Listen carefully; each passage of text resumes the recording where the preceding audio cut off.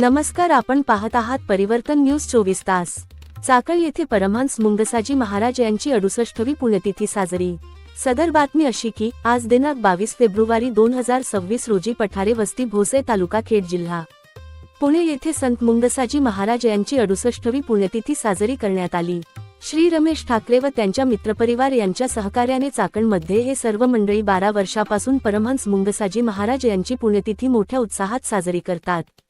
संत मुंगसाजी महाराज यांच्या 68व्या पुण्यतिथी कार्यक्रमाच्या निमित्ताने श्री संभाजी सरकुंडे माजी जिल्हाधिकारी, श्री नारायण कराळे आदिवासी समाजसेवक, राज्यपाल पुरस्कार प्राप्त प्राध्यापक कैलास ठोकळे सर, प्राध्यापक Sushil Mirase sir, doctor Nikhil Tharkade, doctor Meenatai Tharkade Mumbai इत्यादी मान्यवर उपस्थित होते। आयोजकांच्या वतीने मान्यवराचे स्वागत करण्यात आले असून प्रमुख पाहुण्यांनी मुंगसाजी महाराज यांच्याबद्दल आपले मनोगत व्यक्त केले। संत गजानन महाराज भजनी मंडळ बालाजी नगर चाकण यांनी आपल्या सुश्राव्य भजनांनी उपस्थित भाविकांना मंत्रमुग्ध केले, तर भाविकांसाठी महाप्रसादाचे आयोजन करण्यात आले होते। कार्यक्रमाचे सूत्रसंचालन गजानन सुधाकर ढगे यांनी केले, तर कार्यक्रमाच्या शेवटी सर्व उपस्थित पाहुण्याचे व भाविकांचे श्री रमेश ठाकरे यांनी आभार मानले। हा कार्यक्रम यशस्वी करण्यासाठी डॉक्टर दांडेगावकर, श्री रमेश ठाकरे, श्री गुलाबराव टारपे, हरिदास वानोले, श्री गुलाब अंबोरे, राजू भिसे, संतोष ताटे, नारायण पारदी, नंदकुमार गावंडे, अनिल महल्ले, धनराज राऊत, श्री राजू बिजवे, श्री माणिक तडसे साहेब, शेषराव खारोडे, मंगेश सावंत, श्री राजाराम गायकवाड तसेच महिला युवक आदींनी प्रयत्न केले। ही न्यूज कव्हर केली आमचे प्रतिनिधी संतोष कोल्हे यांनी। चला तर सविस्तर पाहूया।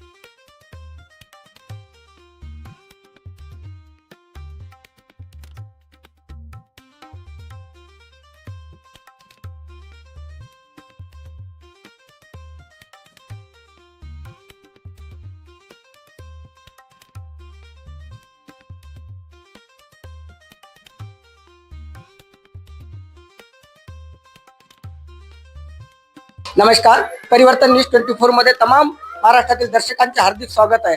आज आपण आलेलो आहोत चाकणमध्ये जे आपण इथे बघतोय जे संत मुंगसाजी माऊली यांची जे पुण्यतिथी आहे महाराष्ट्रभर साजरी होत आहे. त्यानिमित्तानं मुंगसाजी महाराजांचं धामणगाव देव या ठिकाणी मोठ्या उत्साहाने पुण्यतिथी साजरी होते. त्यांचेच भक्तगण आपल्या कामानिमित्त या पुणे शहरामध्ये आलेले आहेत. त्या निमित्ताने या चाकण नगरीमध्ये इथे मुंगसाजी महाराज जयंती इथे उत्साहात साजरी दरवर्षी करतात. त्या निमित्ताने हे 12वी वर्ष आहे यांचं इथे पुण्यतिथी साजरी केलं जातं. त्या निमित्ताने आपण बघतोय की इथे सर्व मान्यवर इथे उपस्थित झालेले आहेत. तर हे रमेश ठाकरे सर यांच्या माध्यमातून यांचे जे मित्रगण आहे त्यांच्या माध्यमातून इथे ही पुण्यतिथी साजरी केली जाते. त्या निमित्तानं आपण विचारूया, हे मान्यवर आहेत. सरकुंड सर हे माजी जिल्हाधिकारी आहेत. त्यांना आपण समाजाला काय संदेश देऊ शकतात, माऊलीविषयी काय संदेश आपला? निश्चित माऊलींचं फार आमच्या समाजाला उत्थान येण्यासाठी योगदान आहे.